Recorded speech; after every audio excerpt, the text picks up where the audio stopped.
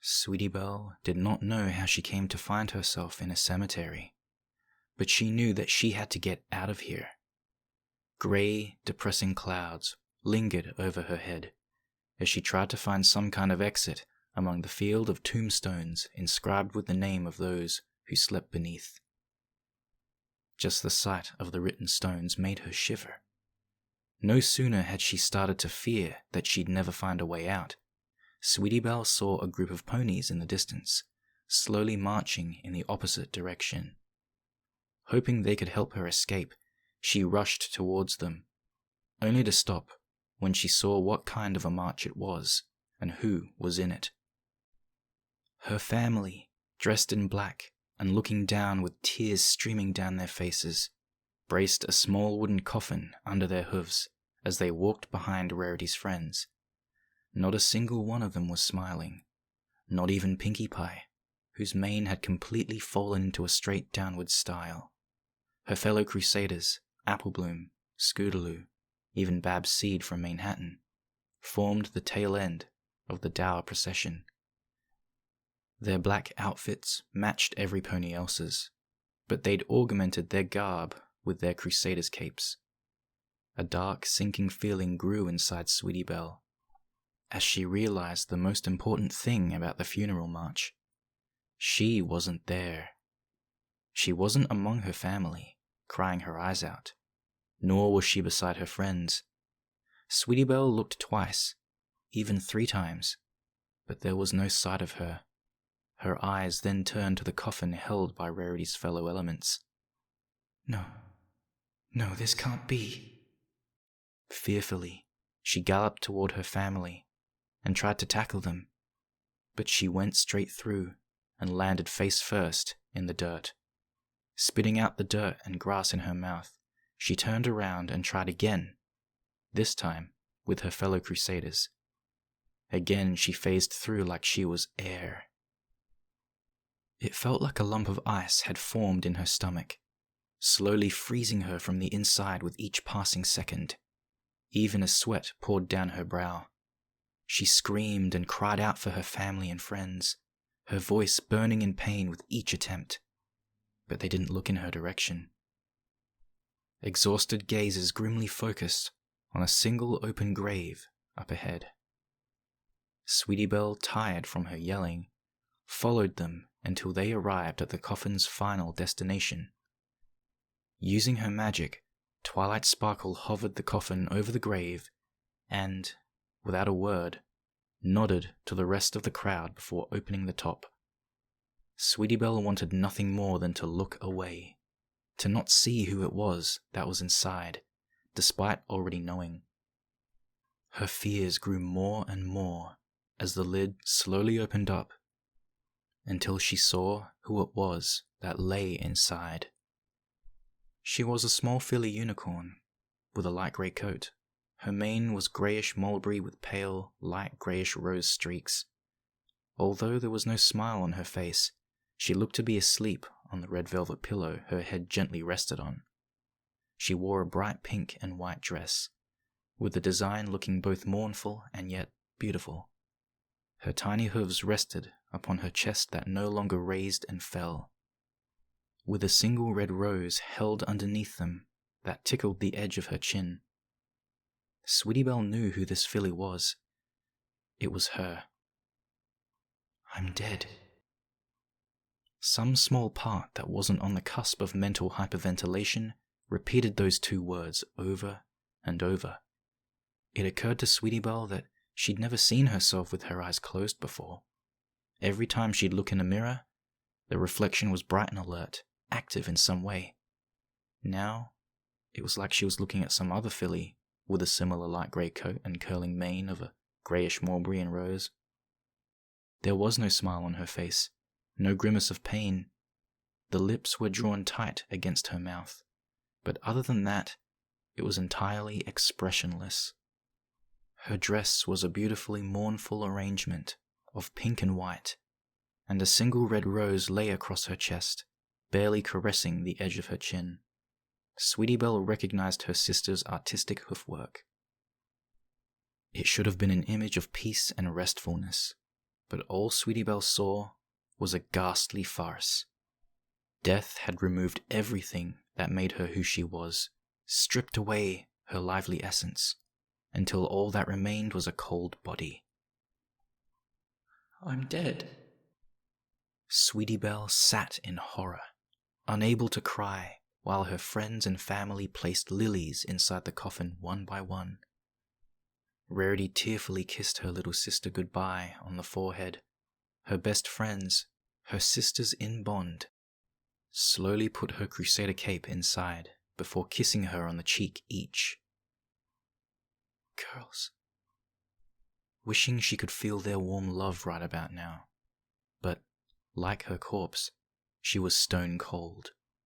Twilight slowly closed the coffin before lowering it into the pit and filled it up. When the last of the dirt had fallen, only then did Sweetie Belle sink to the ground in tears.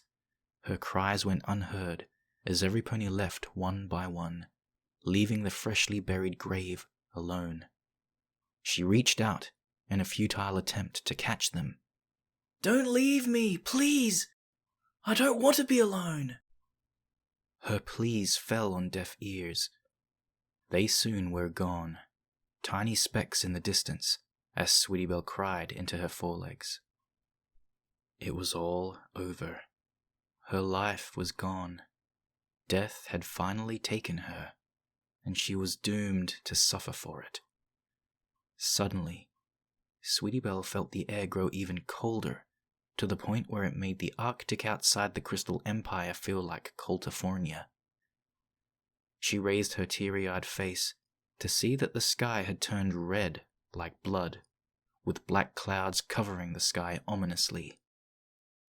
The ground suddenly began to shake as she rose to her hooves in terror. An explosion of fire and smoke erupted from her grave, knocking Sweetie Belle back as she moaned and rubbed her sore rump. The smoke covered her vision, but she could see something huge and monstrous slowly rising from the hole underground, a rattling of chains following it. When it cleared, Sweetie Belle screamed, knowing what it was that had risen. With its mouth dripping of maggots and snakes, Sweetie Belle saw the huge skeleton figure of death itself once again, its chains lingering in the air, poised for attack. Sweetie Belle could feel her bladder nearly fail her as she closed her eyes, waiting for death to have its way with her. It roared as loud as a dragon, and the chains snapped and lunged for Sweetie Belle, only to be pushed back by a sphere of blue energy.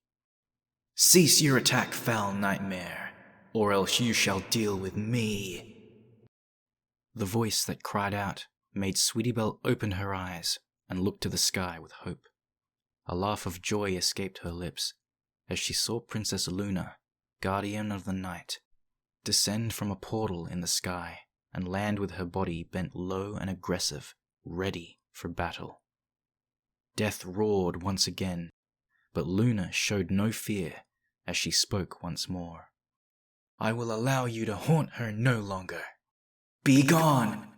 With her horn glowing as bright as the full moon, Princess Luna's eyes turned pure white, waves of light radiating outward.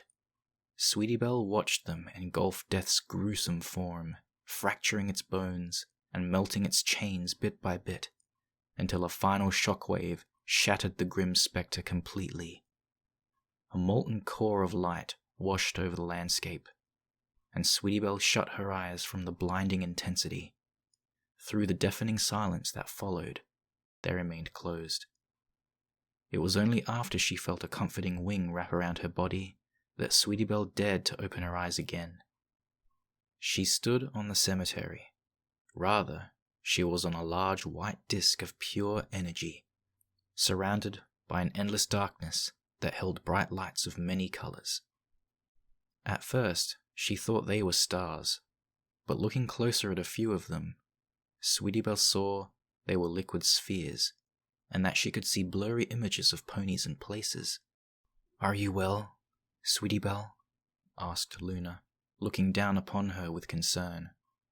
Sweetie Belle's answer was a tackle into her chest and a soft sob. Luna held the little filly, nuzzling her head as she let Sweetie Belle cry all her emotions out. Only when she realized she was crying into one of her respective leaders did she finally mutter, "Sorry." "You have nothing to be sorry for, child. It's all right," whispered Luna. After what seemed like an eternity, Sweetie Belle dried her tears and slowly released her grip on the princess. Looking around at the mysterious environment she had found herself in, she asked, "Where are we?" "This is known as the dream dimension," answered Luna, looking above to some of the orbs glowing nearby. "You may say it is the path that connects us to all the dreams of our world. Very few ponies have ever mastered the magic of dream walking, but it has allowed me to help our subjects with their nightmares and fears for a long time." Sweetie Belle shuddered. "It felt so real, though. I thought I was going to die." "I must admit, while I am not new to the concept of my subjects dreaming of their deaths, I have never seen such vivid fears in one as young as you, Sweetie Belle," confessed Luna with both awe and concern. She raised an eyebrow. "What has made you dream of such horrible nightmares?" Sweetie Belle nervously turned away from Luna's curious yet concerned gaze, unsure if her problems were worthy to be spoken in front of the princess. Then she remembered that Princess Luna had been around for 1,000 years, maybe even more. She was one of the wisest beings on the planet. Surely she had to know something of the questions that haunted her. Taking a deep breath, Sweetie Belle told Princess Luna everything, from Diamond Tiara's death to her conversation with Mr. Waddle at the funeral home. "And when I got home, I just couldn't stop thinking about the fact that I'm going to die someday. I'm going to end up like Diamond Tiara, and I don't want that. I want to live. What's the point of living if all we're going to do is just die in the end? What's the point?" screamed Sweetie Belle, before collapsing on her haunches, gasping for breath. She had said so much so quickly that it felt like her throat was on fire. A glass of water materialized in front of Sweetie, as if Luna had sensed her thoughts. Taking it, she drank the glass before gasping out a sigh of relief when she was finished. Looking at Luna, she waited with anticipation while the princess closed her eyes in deep thought. Opening them, she then said, "Oh, Sweetie Belle, what you ask are questions all sentient life has asked since it was first created. It is a mystery that you will not find an answer to, even from some pony like me." "What?" whispered Sweetie Belle, eyes widening. "But you're Princess Luna. You're so old that you have to know, right?" "Alas, I do not know the truth of death and its purpose. Perhaps no being on this realm can," answered Luna, who then nuzzled the shocked filly. "But this doesn't mean I cannot help you find peace with your fears and guide you into understanding that death should not be the focus in your mind. Rather, it is life that should be." "Life? How can I worry about life when at any moment it can end just like it did for Diamond Tiara?" demanded Sweetie Belle, gritting her teeth. "She was my age, and she's gone, never coming back. I hear ponies say she's in a better place, but what better place could there be without her friends and family to guide her? And what if there is no better place?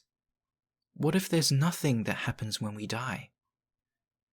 "Even if there is or isn't, is there anything you can do about it?" asked Luna, raising an eyebrow. "You speak about death being so terrible, like it's something that has to be avoided. How do you avoid such a thing, Sweetie Belle, when no other being has been able to? It is a fate that we must all share in the end." Sweetie Belle glared at Princess Luna and her unchanging expression. The little filly couldn't even believe that she'd heard that from an ageless alicorn of all things. Oh yeah? Well, not all of us can be immortal princesses who will never die. It must be nice not having to worry about dying like the rest of us. You get to sleep and eat and be happy in a warm place while the rest of us rot in our cold graves. If Rarity or her parents were here, or any other pony to be honest, they would have been aghast to see Sweetie Belle yelling at one of the two rulers of the land. This dawned on Sweetie Belle just a little too late, as she gulped and awaited her punishment. Fearfully, she looked at the spheres filled with red and black, where she could see glimpses of screaming ponies, monsters, and other nightmare-like proportions. I'm sure to be sent into one of those for the rest of the night. To her surprise, Luna shook her head and looked at Sweetie Belle with a small smile. Sweetie Belle, you believe I am immune to death, but you forget that when I said it is a fate all of us must share, I also meant myself.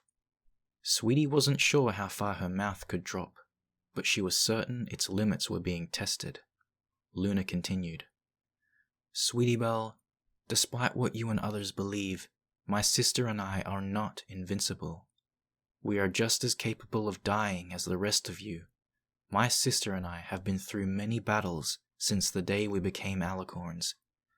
There were times when both of us received wounds that would have proved fatal, if not for luck. Was it scary? Asked Sweetie Belle. Yes, Sweetie Belle. The prospect of facing my death was scary at times, but then there were times when I had begged for it. Sweetie Belle waited in deep silence as she saw a twitch or two from Luna's stone-cold face. How much had Luna seen in her 1,000 years or so of living?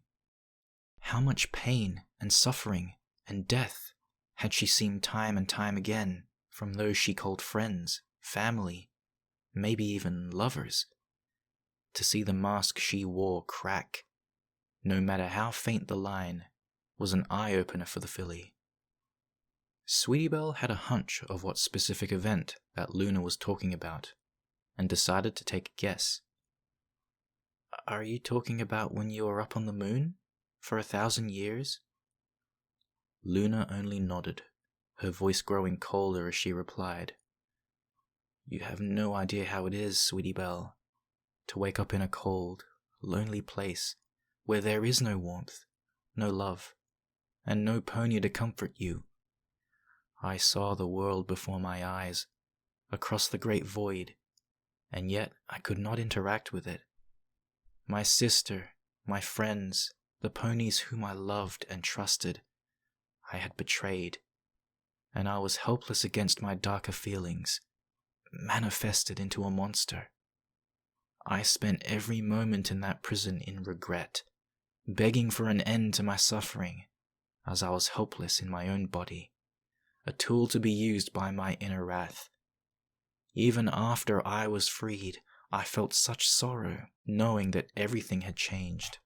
Such suffering moved Sweetie Belle's heart, that she slowly walked over and hugged the night princess. Luna wrapped a wing around the tiny filly, and they held each other in silence. Sweetie Belle then began to imagine herself in Luna's horseshoes. If she had been banished for 1,000 years, to never ever see her family, her friends, Ponyville, ever again, it wouldn't be much of a life. Would I even be afraid of death? How did you get over it? Asked Sweetie Belle, looking up at those ancient eyes. This time, Luna did smile, and she nuzzled the filly, her eyes shining with hope and joy, like the orbs that surrounded them. I learned that while I have lost so much, I could regain what I once had, and more. There is so much about this age that fascinates me. Ponies have achieved such wonders. There is always something new for me to learn. I have subjects that love me, friends whom I trust, and a new family. Besides my sister, I have my niece, Shining Armor, Twilight, and her friends. They are there for me, and have helped me slowly recover from my fears. But they won't be around forever. They'll fade away, pointed out Sweetie. Yes, they will. Even I will fade away someday, Sweetie Belle. But that is the nature of change, explained Luna, smiling. Every day, something in the world is changing. Life goes on, finds new ways to evolve, just like we ponies have over the past 1,000 years. Seeing these changes, adapting to them, and living our lives with those changes that slowly change ourselves. This is what we do as living beings. Your world has changed with Diamond Tiara's death, has it not? Change is not always pleasant. You will be hurt many times, yet there is always some good that comes out of it. You just need to find it. How will I know when I find it? Asked Sweetie Belle, leaning forward. You will know, said Luna, spreading her wings and walking towards the edge of the platform they were on. She studied the dream orbs for some time until she smiled and turned back towards Sweetie Belle. Do you wish to enter a dream with me, Sweetie Belle, to find the answers you seek? Sweetie Belle nervously stepped in line with Princess Luna and looked at all the various orbs in different colors. Each one represented the individual dreams of ponies around the world, sleeping blissfully, unaware that she and Luna could enter them at any time. She feared that another dream, similar to her own, awaited her, and yet she saw the dreams of those in orbs of bright colors, glowing like the sun at the start of the morning. Her inner crusader, seeking adventure, told her to go forward. She nodded at Princess Luna and took her hoof as the two of them floated into the void, flying past the various orbs. Princess Luna was stern in her concentration, as her horn glowed like a beacon in the night. But before long, they had arrived at their destination, a yellow orb, smaller than most, but it glowed just as bright. Turning to Sweetie Belle, Princess Luna said, All you must do, Sweetie Belle, is gently put your hoof on the orb and let me do the rest. Okay, whispered Sweetie Belle as she lifted her shaking hoof. Slowly, her hoof lowered itself upon the orb just as she closed her eyes. It felt like she was dipping her leg into a pool of ice-cold water, yet she could feel a sense of peace the moment she touched it. She turned to Luna, ready to learn the next task, when suddenly the orb grabbed her and began pulling her inside. Before she had a chance to fight back, it had consumed her. When the light had faded, Sweetie Belle found herself in a bright sunny field with flowers of all kinds spread across the green grass. It was a much welcomed environment from the dark cemetery she had only been in minutes ago. She sniffed the air, surprised that it smelled similar to the fields of Ponyville during the springtime. Princess Luna soon faded in beside her and urged her to follow. In silence they walked, Sweetie Belle observing more of the nature-blessed dream they had found themselves in. Luna didn't seem to take any care of the beautiful land. Rather, she focused on a clearing where Sweetie Belle could see some ponies up ahead. They were an earth pony family of 4, the father holding a bat while the shorter of the 2 colts, who shared his father's shade of brown fur and bright yellow mane, threw the ball as hard as he could. The baseball cracked against the bat and sailed overhead where the older brother was waiting. Unlike the others, he seemed to take more after his mother, a light magenta mare with a darker purple mane. He looked to be a few years older than Sweetie Belle, his golden baseball mitt cutie mark shining in the sunlight. Strangely, he was bald. The back of the colt's head was shaved so close to his coat there were barely any signs of a mane ever once existing.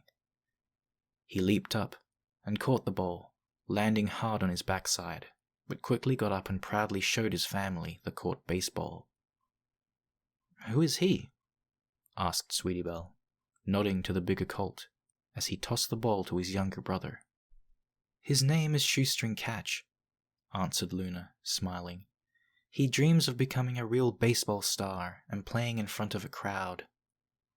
The smile on Luna's face faded. Sadly, he will never have that dream, as he originally hoped. Before Sweetie could ask why, the mother called for her family to join her by the picnic table for lunch. Shoestring Catch told them he would be there in a minute, and, to Sweetie Belle's surprise, started walking towards them. He stopped and bowed before them in greeting. "Nice to see you again, Your Majesty." "You can see us?" stated Sweetie Belle, stepping back in surprise. Princess Luna and Shoestring Catch both laughed at Sweetie's expense, while the filly crossed her forelegs and huffed. "It's not funny." "Sorry," apologized Catch, before stretching out his foreleg. "I'm Shoestring Catch. Nice to meet you." The scowl on Sweetie's face soon disappeared and was replaced with a small smile as she hoof-bumped it. "I'm Sweetie Belle. Nice to meet you. How do you know Princess Luna?" Catch bowed his head again before answering. "Princess Luna's been a good friend while I've been sleeping in the hospital. It gets really lonely, so she comes by and keeps me company. We talk or play baseball, and she's been a big help for me since I got sick." "I'm so sorry," said Sweetie Belle. "What are you sick with?" The colt's eyes slowly lost a bit of their dim as he sighed, looking at his dream family who was laughing and eating without him. Sweetie Belle watched a small tear drip down his cheek and pour into the grass below. Yet despite this, he still had a smile on his face. It was sad, a hint of pain behind it, but peaceful all the same. "I have cancer," he answered, taking the baseball and throwing it back into his mitt. "Cancer?" whispered Sweetie Belle, covering her mouth. "Is that why?" "I look like I got into a fight with a pair of scissors and lost?" joked Catch, pointing to his bald head. "Yeah, but really that's some of the better side effects of having this. The worst ones are the pain, feeling like you're gonna be sick a lot and, dying." "You're dying?" gasped Sweetie Belle. Standing before her was a future corpse, a future husk. He would become what Diamond Tiara was now, a shell to be buried, alone and in the dark. I'm so sorry. This is terrible and... Wait." Sweetie Belle looked around the dream in disbelief. This couldn't have been right. Where were the dark clouds and the gloomy feeling? Everything in this dream was all sunshine and rainbows, and yet this boy freely admitted that he was dying. Sweetie Belle looked at his confused expression, wondering how he could be so calm, knowing that death's door was close. Even more confusing is why Princess Luna would think me meeting him would help me. "Something wrong?" he asked, tilting his head. How?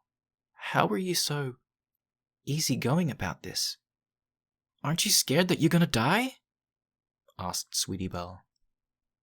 The colt looked at the mitt in his hoof and slowly nodded. "Yeah, it's scary.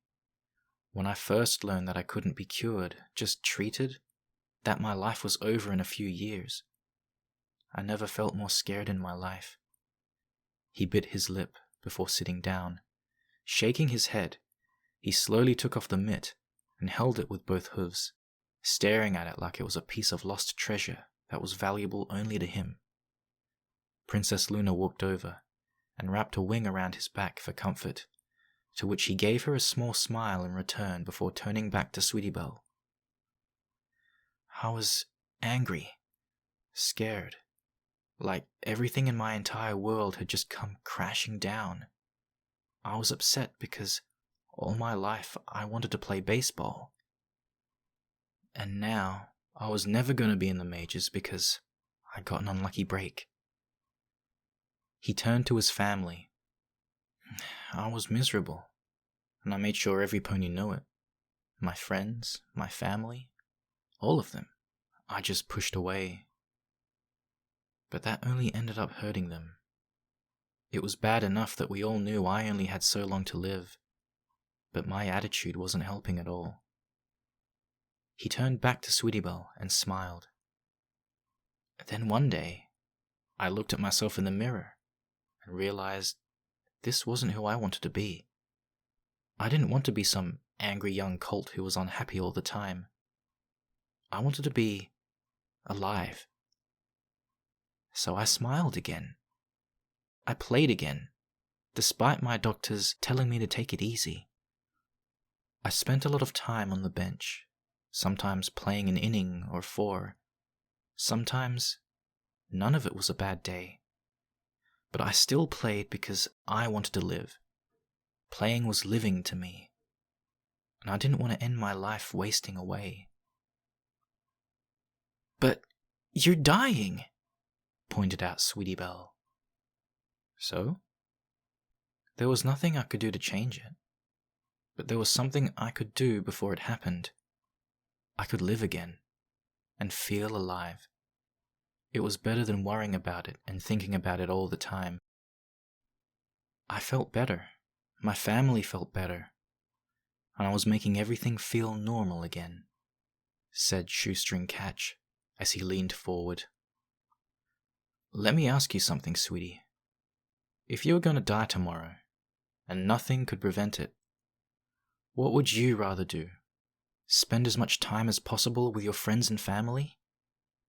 Or sit in your room waiting to die, alone and afraid? The former, of course, scoffed Sweetie. Why is that? Asked Princess Luna with a smile. Because... Sweetie Belle tried to think of an explanation, while the first one sounded like the better choice. Because I would be happier. If I sat around waiting like that, I would be miserable. And then it hit her. That's what she was doing now. That's what she had been doing since the moment she learned about Diamond Tiara's death. She was acting like a pony that had taken the second route, and the worst of it was the fact that she wasn't dying like Shoestring Catch, or already dead like Diamond Tiara. She was alive. She was alive and healthy, and well. So why was she afraid? What did she have to fear? Looking at this colt, this dying colt, who held a gentle smile and courage in the face of his inevitable death, Sweetie realized that if any pony had the right to feel scared and alone, it would be him. But here he was, enjoying what remaining time he had left. He was fighting to still be alive, in all sense of the word, not just for himself, but for his family. And all I've done, a pony with no illness, is just weep in fear of death, thought Sweetie Belle, feeling a wave of guilt wash over her. Sweetie could remember how scared her sister was, and how she'd pushed Rarity away every time she tried to help. How much have I been scaring her? Shoestring Catch tilted his head and asked, Why are you worried about this? Are you? His eyes widened. Are you dying as well? What? No! Sweetie Belle shook her head. A classmate of mine died recently, and I just... Shoestring Catch took his hoof and lifted her chin up, looking at her with understanding in his eyes. This was your first time with death, right? Sweetie Belle nodded. I see. Yeah. It's scary the first time. Even scarier when you're the one that's gonna die. He turned to Princess Luna and winked at her. But thanks to the princess here, I learned that it's better to enjoy your life, however short, than live in misery and fear. That way I can be happy and others we love can be happy. We may not be able to control how we die, but we can always control how we live. Slowly but surely, Sweetie Belle felt a smile decorate her face, as she looked at the strong colt in front of her and realized that there was a truth to what he said. Ever since she heard that Diamond Tiara died, all she had done was sob in fear that she too would, one day. And while the thought of dying was still scary in her mind, the idea of being alone and unhappy was even scarier. She had friends, she had family, and a cutie mark to find so she could know what she was destined to do in life. And was crying in her bed all the time going to solve that? No, I need to live, thought Sweetie Belle. What's the point of life if you don't live it? I might as well be dead. I think we have come for what we needed, interrupted Luna as she rose off her haunches and nuzzled Shoestring Catch. Thank you, Shoestring Catch. I will let you continue with your dream uninterrupted. Shoestring Catch nodded and turned to Sweetie Belle. It was nice meeting you. If I don't see you again, I'll see you in the next life. Same to you, replied Sweetie Belle, nodding. Although she was smiling, she couldn't help but cry inside as she watched Catch gallop back to his family. She wished that she had known him sooner, or at least could do something for him. She turned to Princess Luna and asked, Is there anything I can do? Luna smiled and wrapped a wing around her. If you want, I'll take you to see him in his dreams every so often. He's a good colt and deserves good friends. Sweetie Belle nodded in thanks before she felt her body rising up in the air as everything around her turned white. Groaning, Sweetie Belle put a hoof over her head to cover the rays of sunlight coming through her window. With a loud yawn, she looked around and saw that she was in her room. A knock on the door preceded its opening and alerted her to her sister's presence. The older unicorn stared back at Sweetie Belle with worry. Sweetie? Asked Rarity, biting her lip. Are you feeling okay? Last night you didn't come down for dinner and... Sweetie Belle didn't answer at first, the last memories of her nightmare ebbing and mixing with her time in the dream dimension and her time with Shoestring Catch. She remembered what he told her. With a small smile, Sweetie Belle jumped off her bed and looked out the window to where life was continuing, and she was a part of it. It was still a world without Diamond Tiara, a world where death still lingered. But it was also a world where she was alive, and she had much to do. Turning to her older sister, Sweetie Belle nodded. I think everything's gonna be okay.